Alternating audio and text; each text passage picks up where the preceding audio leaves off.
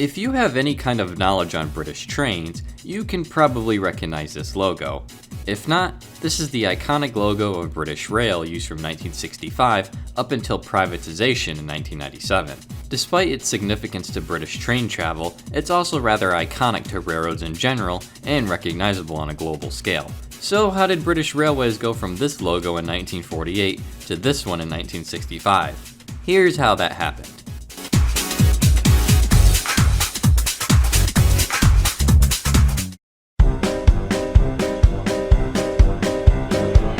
Upon the inception of British Railways, or BR for short, on January 1st, 1948, the company had no true identity of its own. Locomotive tenders simply had British Railways printed on the sides, using whichever font the locomotive's former operator used. It wouldn't be until several months later that BR would unify its four major railway companies under one logo. Initially, a modernized Art Deco logo was proposed by the British Transport Commission railway executive known as a totem. It was inspired by the London Underground and used the font Gill Sans, as adopted by the London and North Eastern Railway in 1929. It was apparently applied to a single locomotive tender, but the reception was less than positive. While the totem would be used as BR's corporate logo, being used on station signs, advertisements, and timetables, the totem was scrapped for use on locomotives in favor of the Lion on Wheel or Cycling Lion logo. Initially created by Cecil Thomas for the British Transport Commission, it would be adapted for use on BR locomotives by Abram Games. A lion stands atop of British Railways wordmark with a railway wheel behind it. It was also designed with reversibility in mind, so that the line would always be facing forward in the steam locomotive's direction of travel. Interestingly though, the logo didn't use BR's adopted corporate typeface of Gill Sans, and instead used something unique. Additionally, the line would typically only appear on locomotives. The logo would appear as such until 1956. That year, the British Transport Commission was granted a heraldic achievement by the College of Arms and the Lord Lion. Then BTC chairman, Brian Robertson, wanted a grander logo for British Railways. Designed with consultation from Charles Franklin, the new logo was modified from the original, now depicting the line with more detail and now holding the wheel, while also adding in a crown. Once again, a unique serif font was used. All of this wrapped up in a circle. Another variation existed as well. The emblem was soon given the nickname of Ferret and Dartboard. Ironically, this version of the logo looks older than the original 1948 design, with its choice of serif font and overall increased detail. The Art Deco totem remained in use as the corporate identification for BR away from locomotives.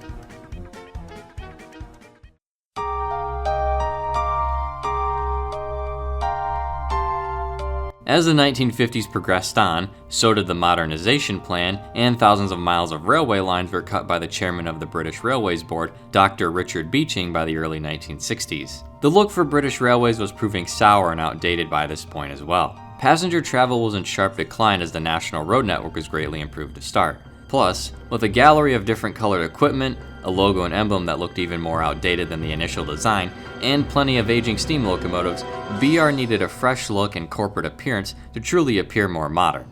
Prior to this though, the railroad design world was indeed changing. One of the first railroads to engage in a large-scale rebranding effort was the American New Haven Railroad beginning in 1954 with a radically new and different logo and paint scheme. A more famous example was Canadian National Railways in 1960. Canadian graphic designer Alan Fleming was the head of CN's rebranding project and managed to set a new standard in railroad iconography and livery design. Fleming designed CN's new logo with the objective of looking timeless compared to the old maple leaf logo, which looked antiquated given its symbols and font. A sleek new paint scheme was introduced for CN's equipment too, and overall, the project was a great success and received very well. Thus, in 1964, British Railways looked to Canada for inspiration. BR's design panel set up a working party led by Milner Gray of the Design Research Unit. The goal was to breathe new life into BR, which was looking rather dated and aimless. To start, the British Rail Corporate Identity Manual was developed, which introduced and laid out the standard appearance for BR's equipment and infrastructure going forward. First, British Railways would now be known as British Rail. A new standardized color scheme of rail blue, yellow, and gray would become the norm on rail equipment, while red and white were typically used elsewhere. Rail alphabet, designed by Jock Kinnear and Margaret Culvert, was set as the new typeface for the company, and of course, British Rail would also receive a brand new modernized logo. Designed by Jerry Barney of the Design Research Unit, the two-way track symbol, later the double arrow, was conceived. At the time, Barney was a 20-year-old lettering artist working at the Design Research Unit. Designers of the DRU were given a brief of the British Rail project, but Milner Gray wasn't satisfied and opened up the project to the rest of the studio.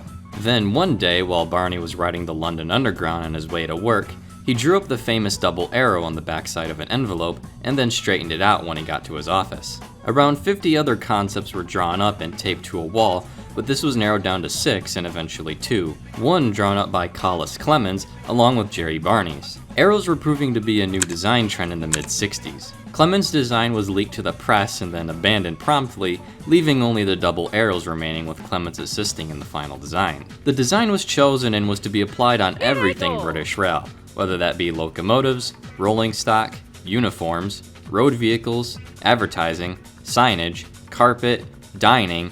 Everything was to have the double arrow on BR. The logo omits words and instead opts for an icon showcasing 2 railway lines with interlocked arrows showing the direction of travel.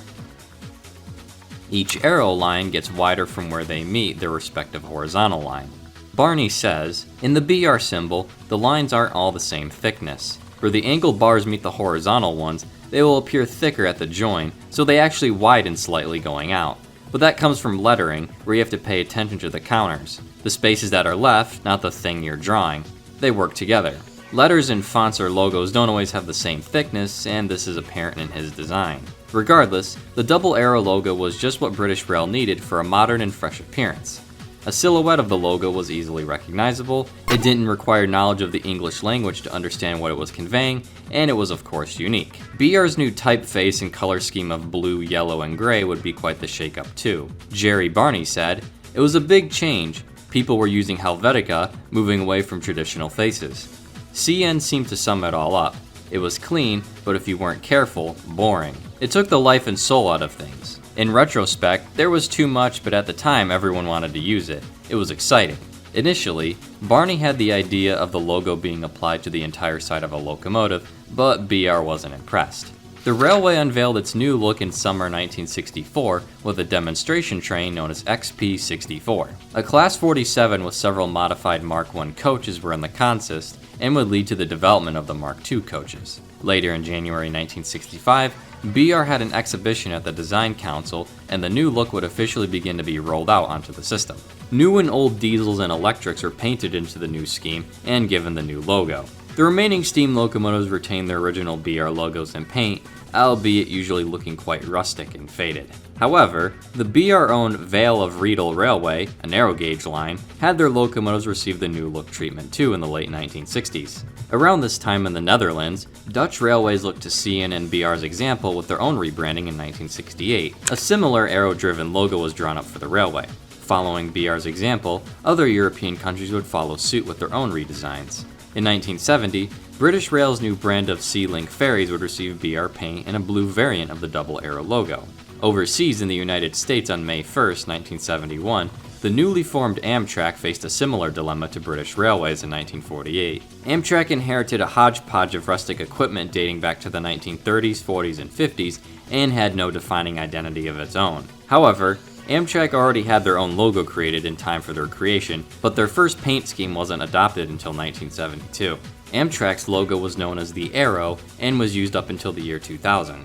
Back in the UK throughout the 1970s and 80s, BR's logo and appearance would be adapted for various new locomotives and brands of service such as the Intercity, among other trains. The logo had become an iconic British symbol of all things related to trains. It was far more modern than its predecessors and gave BR a positive appearance boost it desperately needed. From the sides of trains, timetables, advertising material, uniforms, and station signs, the iconic double arrows were everywhere on the railways. But in the early 1990s, British Rail began to be privatized. After the process was completed in 1997, numerous franchises sprung up with their own individual logos. However, the double arrow wasn't forgotten about. After its trademark was transferred to the Secretary of State for Transport, the logo still appears on train tickets and is used to denote stations on the National Rail network.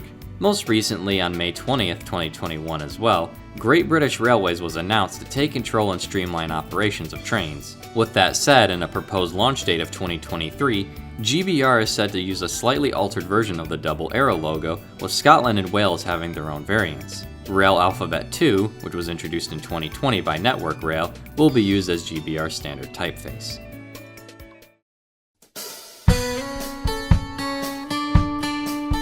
So there's the history of British Rail's iconic logos. From a line and wheel to a simple yet iconic icon, BR had undertaken a rather ambitious and innovative rebranding effort, inspiring other European countries in the process. It's probably safe to say that if you ask someone to think of a British Railway logo, they'll likely think of the double arrow. It played a major role in truly modernizing the appearance of British Rail and became synonymous with British trains. Even to an American like myself, if I think of British trains, especially logos, I usually always picture the double arrow logo.